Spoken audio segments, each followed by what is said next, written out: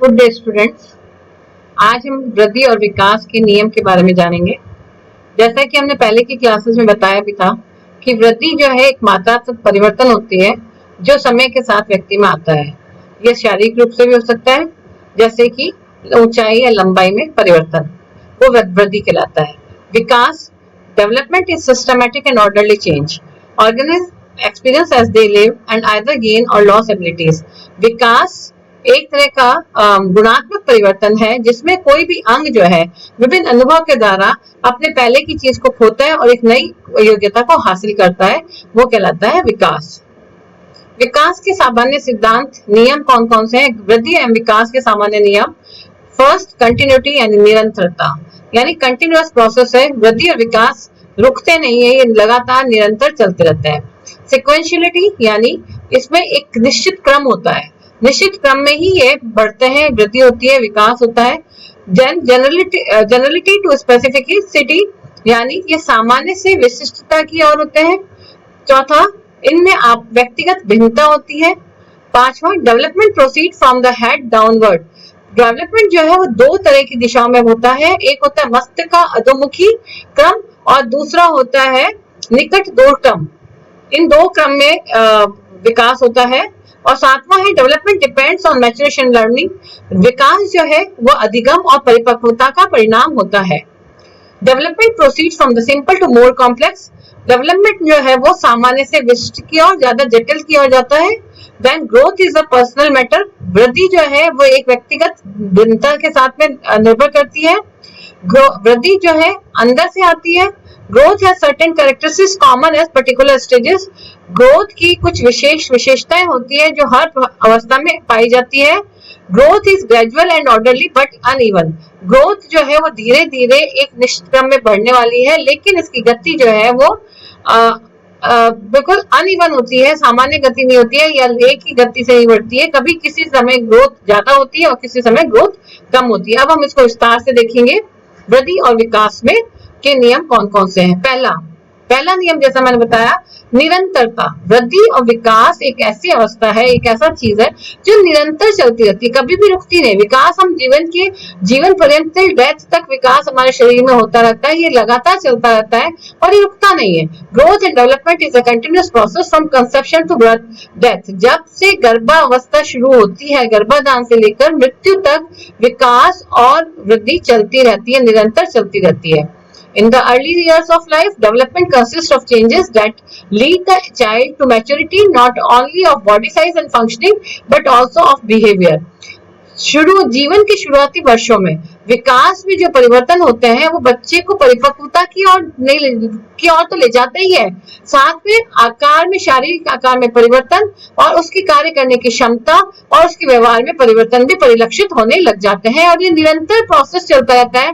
जैसे छोटा बच्चा होता है, पहले अपने जो चीज पूर्ति के लिए रोक के बताता है, फिर उसकी थोड़ा बड़ा होने के बाद गुस्सा करके दिखाता है और उससे बड़ा होने के बाद अपनी नाराजगी या चुप रहकर अपने आप के बिहेवियर के द्वारा वो बताता था। इस तरह से बिहेवियर में ये विकास होता रहता है, चेंज आता रहता है। Even after maturity has been attend, development doesn't and.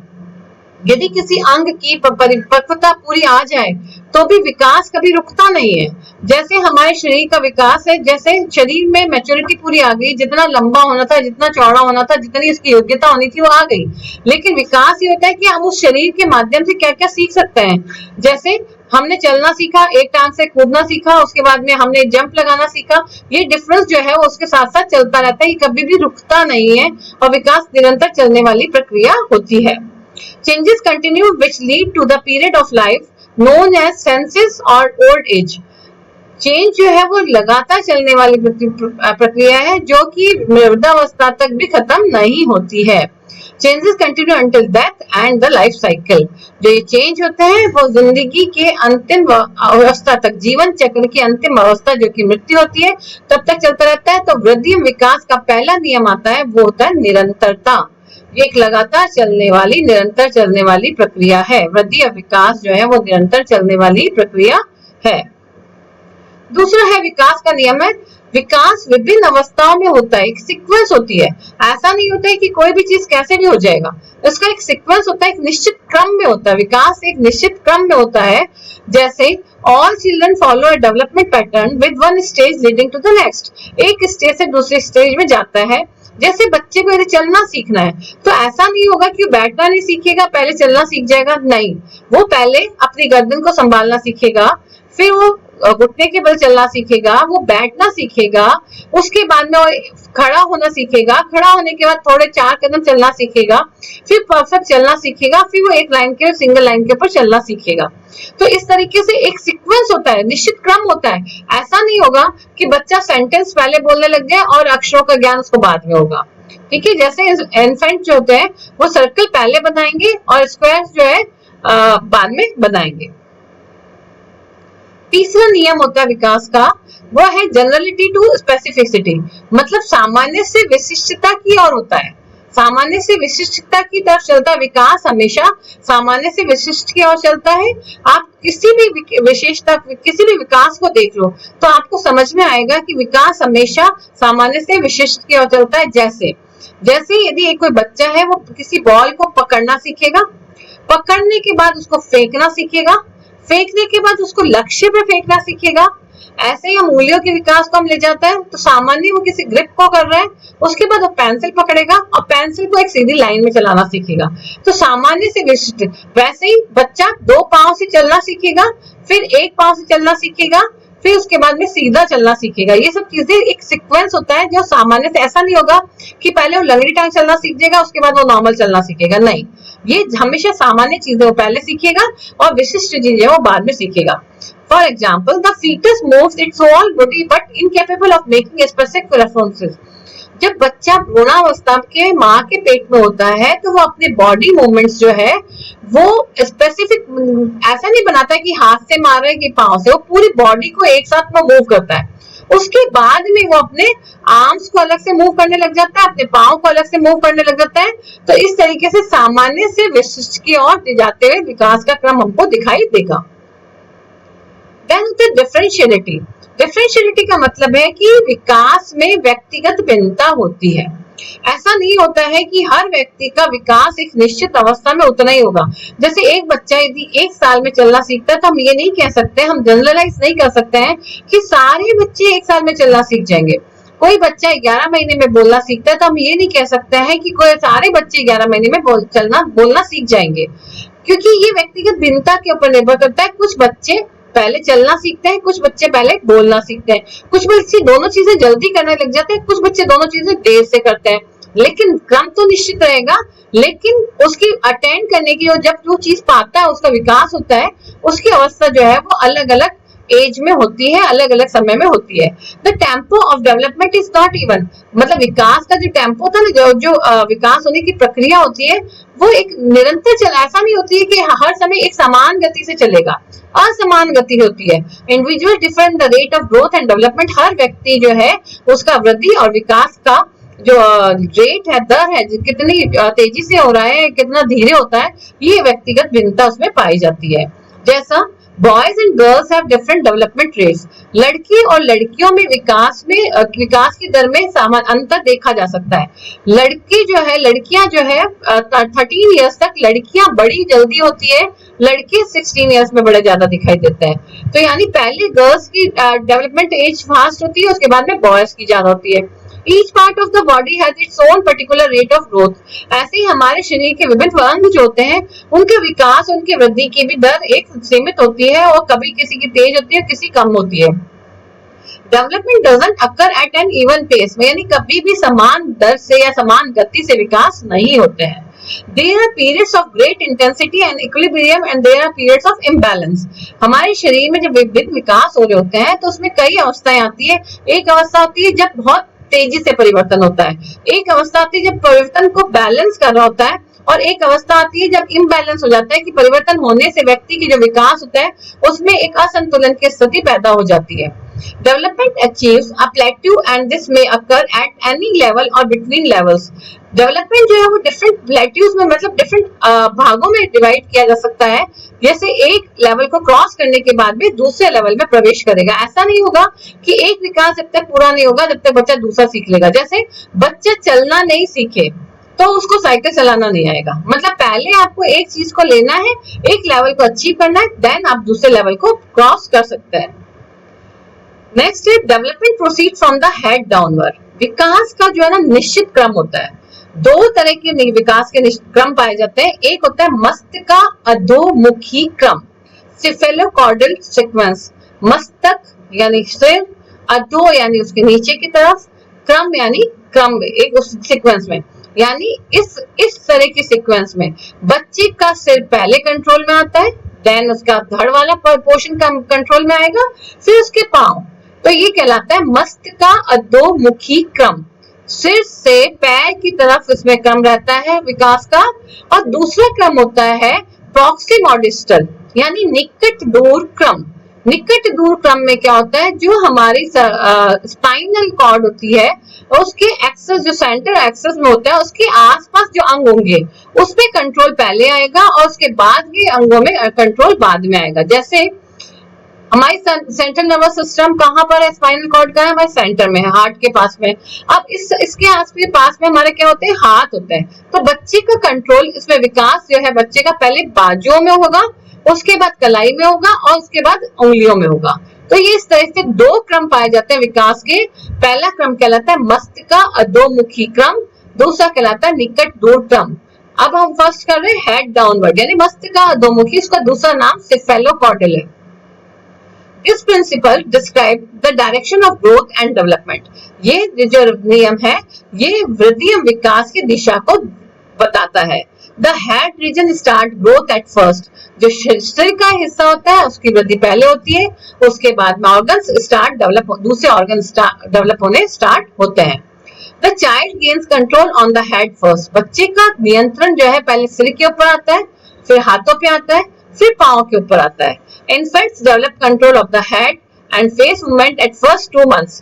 बच्चे का पहले 2 महीनों में जो है वो हाथ, सिर और फेस के मूवमेंट्स के ऊपर कंट्रोल, नियंत्रण आ जाता है कि वो एक सोशल स्माइल शुरू कर देता है। In next few months they are able to lift themselves up by using their arms. उसके बाद वो अपने हाथ के सहारे से अपने सिर को ऊपर उठाना शुरू कर सकता है। Next gain control over leg. उसके बाद में पांव के ऊपर कंट्रोल आता है, जिससे वो घुटने के बल चलते हैं, फिर खड़े होते हैं, फिर चलते हैं, उसके बाद भागते हैं, फिर कूदते हैं, फिर चढ़ते हैं और इस तरह से दिन प्रतिदिन उसमें विकास होता रहता है। Then दूसरा विकास होता है निकट दूर क्रम, प्रॉक्सिमोडिस्टल। Development proceeds from the center of the body outward. The directional sequence of development during both prenatal and postnatal stages may either be from head to foot or from central axis to the extremities of the body. यानी ये दो तरह का मैंने बताया, जैसे सिर से पैर की दिशा में होता है और दूसरा होता है सेंट्रल नर्वस सिस्टम से बाहर की तरफ जो अंग होते हैं उसमें कंट्रोल आता है। The spinal cord develops before outer parts of the body. Body के आउटर पार्ट से पहले स्पाइनल कॉर्ड का विकास होता है। The child's arm develops before the, जैसे मैंने आपको भी बताया था कि इसमें क्या होता है, बच्चे की बाजू जो है उसमें पहले नियंत्रण आएगा, उसके बाद हाथों में, हाथों के बाद में पाँव में, उसके बाद में उंगलियों में और पंजों में आएगा।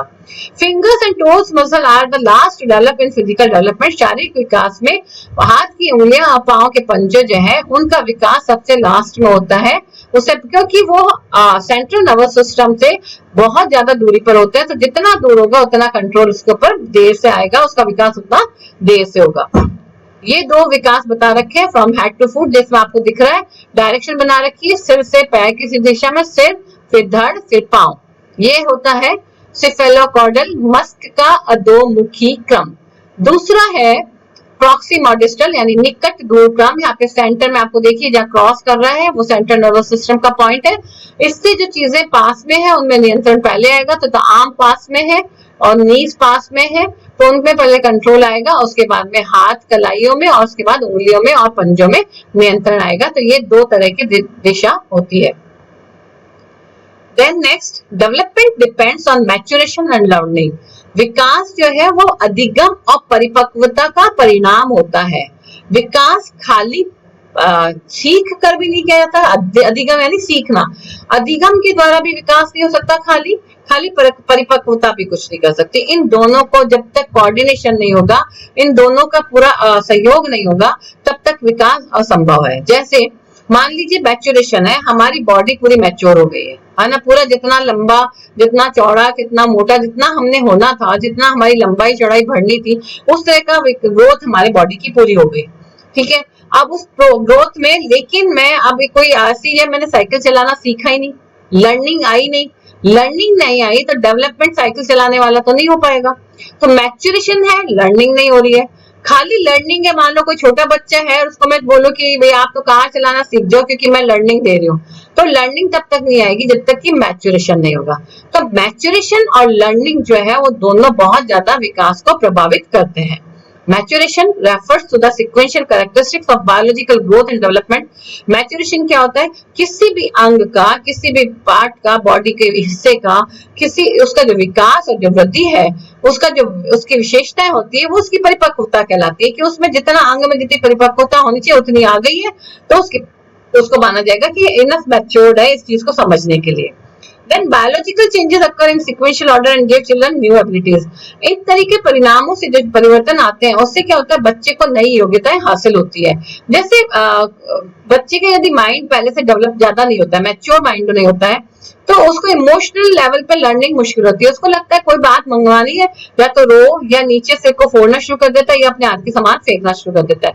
जब एक इनफ मैच्योरेशन आती है चीज को लर्न करने की, उसको समझ में आ जाता है कि नहीं, उसका दिमाग समझने लग जाता है। उसके बाद उसको लर्निंग दी जाती है कि आपको इमोशनल जो संवेग आपको बाहर निकालना है, तो उसका प्रॉपर तरीका क्या होता है। तो डेवलपमेंट जो है वो मैच्योरेशन और लर्निंग का परिणाम होता है। Changes in the brain and nervous system account largely for maturation. यानी मैच्योरेशन, परिपक्वता का जब नाम आता है तो हमारे दिमाग में आ जाना चाहिए कि हम यहाँ बात कर रहे हैं व्यक्ति के दिमाग की, ब्रेन की, मस्तिष्क की और नर्वस सिस्टम की, जिसमें कि मैच्योरेशन आ गया है। और ये मैच्योरेशन जो है सोचने की क्षमता है और क्रियात्मक कौशल को बढ़ाता है। ब्रेन जो है वो सोचने की क्षमता को बढ़ाता है और साथ में क्रियात्मक कौशल को बढ़ाता है।